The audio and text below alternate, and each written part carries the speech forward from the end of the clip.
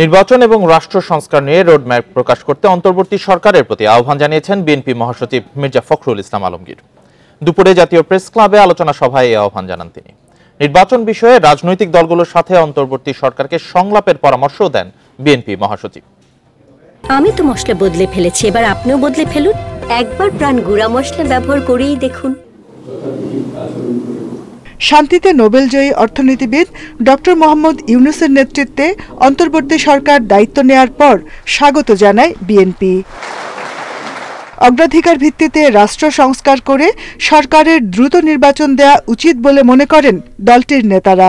BNP মহাসচিব বলেন, দ্রুত সময়ের মধ্যে নির্বাচন না হলে ছাত্র জনতার আন্দোলনের সুফল পাওয়া যাবে না।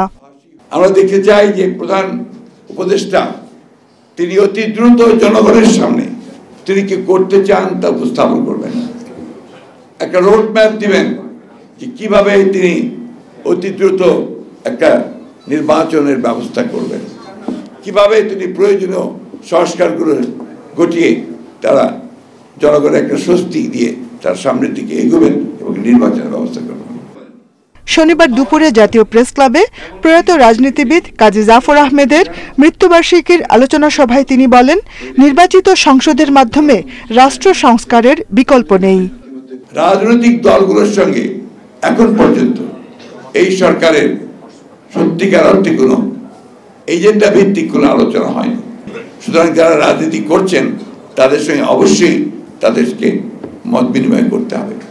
ছাত্র নেতৃবৃন্দ যারা আজকে সহযোগিতা করছেন তাদের কাছেও আমাদের অনুরোধ যে এই বিষয়গুলোকে অত্যন্ত গুরুত্বপূর্ণ সহকারে নিয়ে এই বিপ্লবকে যেন সুসংগত করা যায়।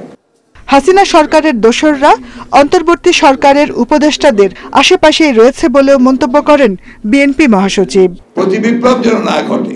Jahanara Parvin, independent news, Dhaka.